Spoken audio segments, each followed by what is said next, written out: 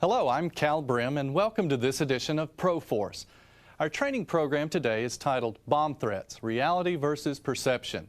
It's one of two installments that we'll be bringing you here on PSTN. The instructor for both training programs is Brad Clausen, a security consultant and trainer with more than 30 years of experience in law enforcement and security. Let's join him now.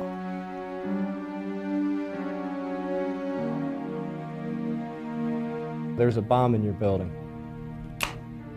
That'll teach you to mess with me.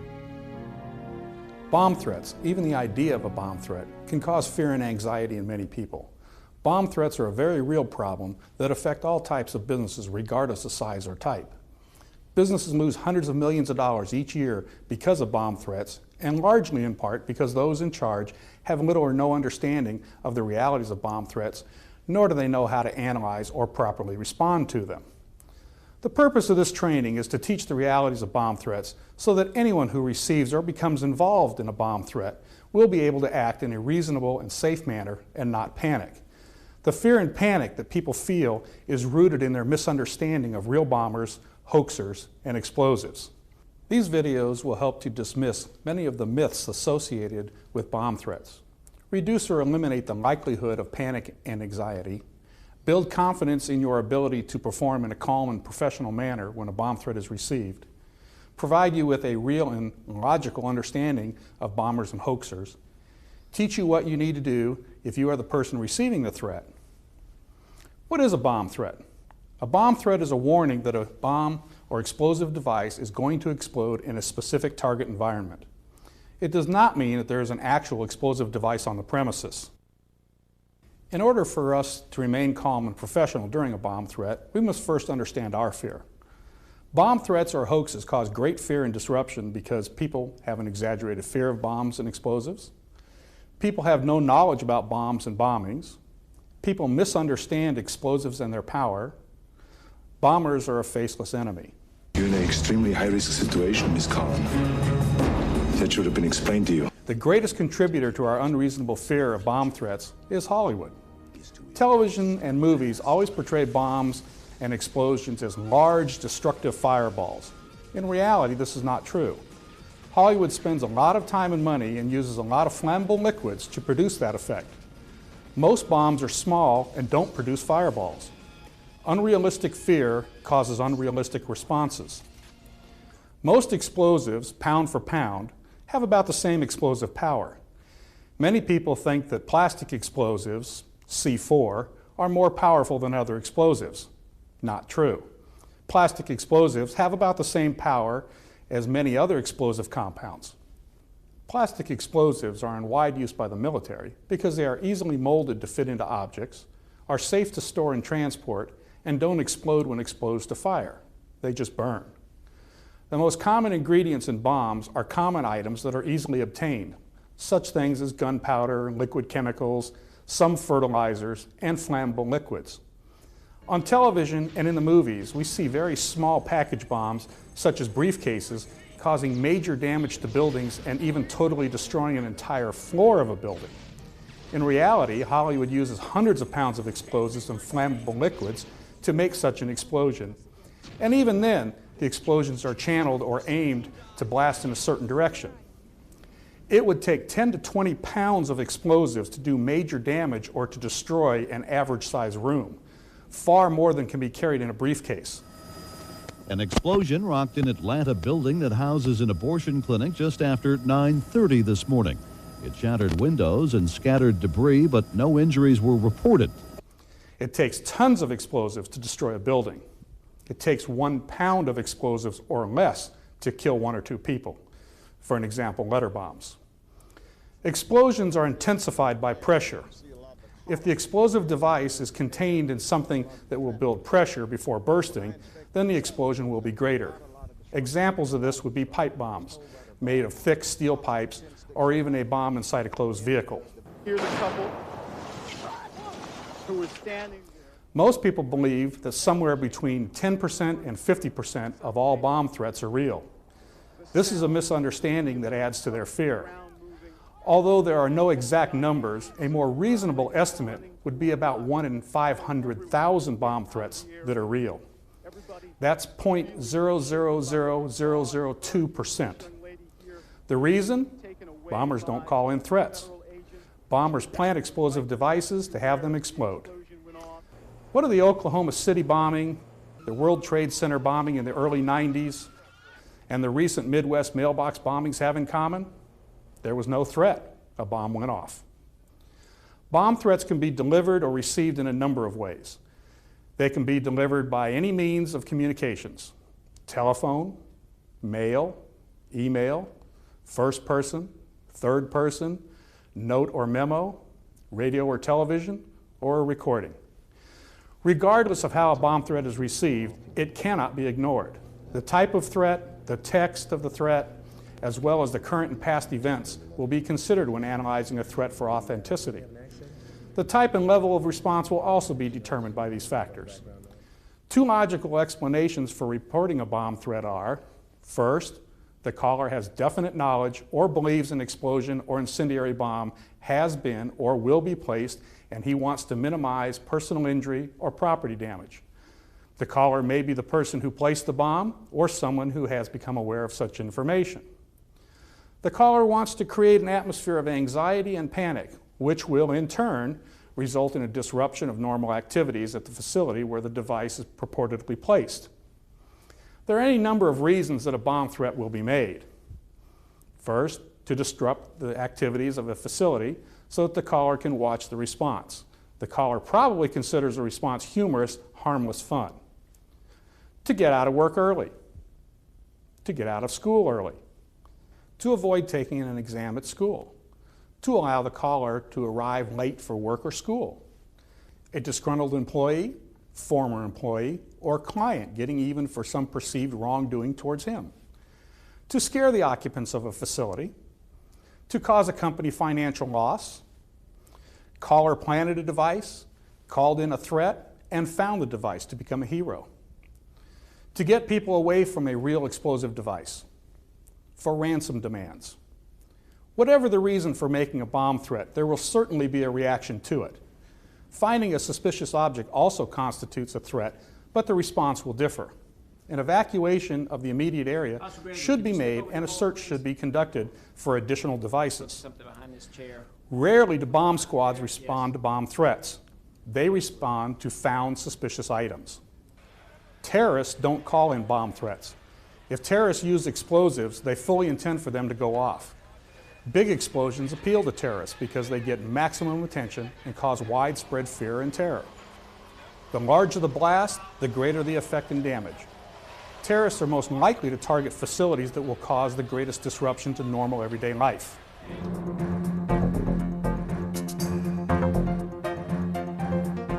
The hoaxer.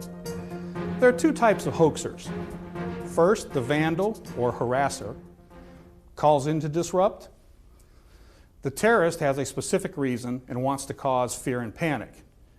Hoaxers don't hoax for no reason. The reason for making a bomb threat may seem silly or stupid, but it was enough reason for them to commit a serious crime. They often don't realize the consequences of what they have done. Hoaxers don't think they are placing people in danger. Since they know there is no bomb, they don't feel that there is any danger involved. Hoaxers play on people's great fear of explosives. Hoaxers like to give long detonation times to enhance and prolong the effect. Hoaxers may or may not have been at the facility before. Hoaxers don't know what the bomb is made of because there is no bomb. Hoaxers don't know where the bomb is because there is no bomb. Hoaxers don't know when the bomb will go off because there is no bomb. Hoaxers are liars. The real bomber. Bombers don't bomb for no reason. Bombers are criminals, and criminals don't usually call and tell someone that they are committing a crime. Bombers don't make devices, they give birth to them. The devices they build are their babies. Their devices are their masterpieces. With the exception of a letter or parcel bomb, the bomber has been at your facility before. No bigger than an envelope Bombers box. know exactly what the device is made of and how much explosive has been used. You know where Bombers the, know loading exactly dock where the in the device back is. area.